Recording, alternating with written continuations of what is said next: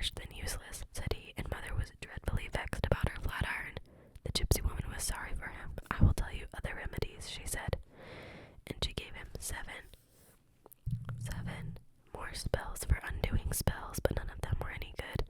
The little dragon slept on young green nettles for 9 nights, and ate herbs gathered from 13 fairy rings, washed in sea foam mixed with Maydew, and drank 4 potions, each more horrible than the last, but nothing would turn him into a prince. At last he grew tired of trying spells. One day the prince rode past the cave on his black horse, and at once Augustus pounced on him and dragged him inside. The prince was not expecting to be pounced on. He was so much taken by surprise that he did not even try to fight the little dragon.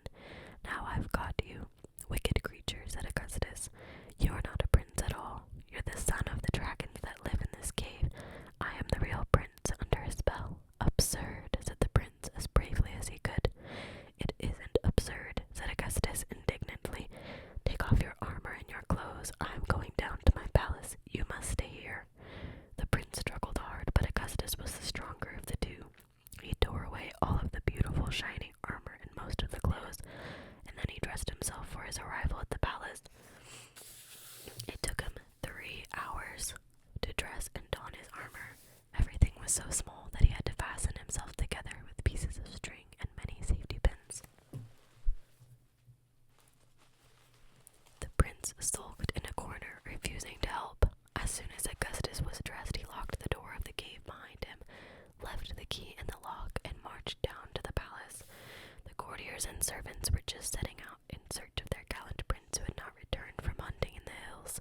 The sight of the little dragon made them run away screaming. "Do not be afraid, my friends," said Augustus.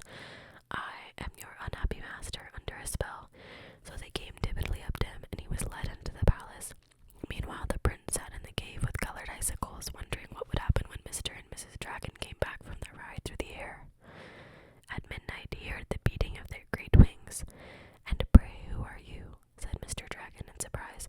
"I am the prince of this country," answered the young man.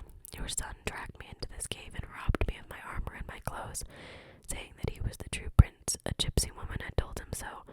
He has gone to my palace to take possession of it." "So that's what was the matter with Augustus," said Mrs. Dragon.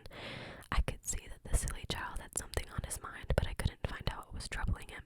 He thinks he's a prince under a spell, does he? Ha ha ha."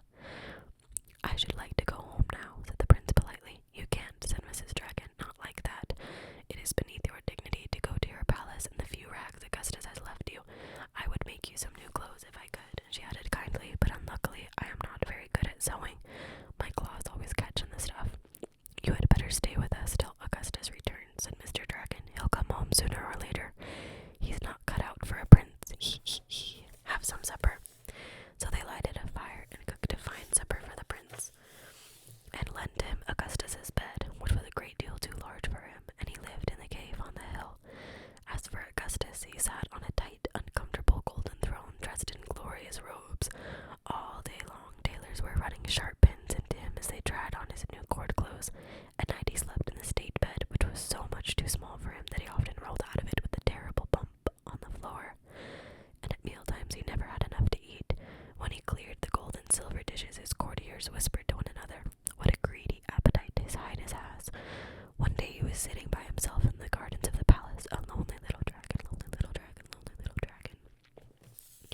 His subjects believed that he was their prince, but they were always afraid that a prince under a dragon spell might be tempted to snap, snap, snap. So they left him alone. He looked up, and there stood the gypsy woman. "How are you getting on?" she inquired. "Not very well," said the little dragon. "The prince is getting on very well indeed," said the gypsy. "He likes his life in the cave.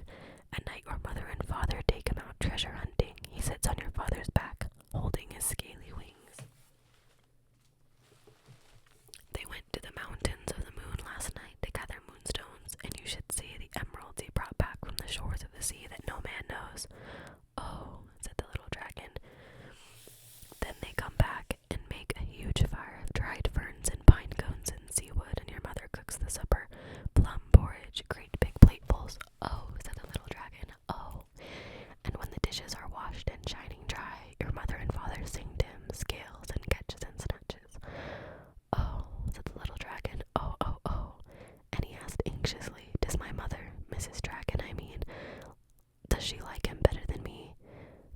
woman only laughed.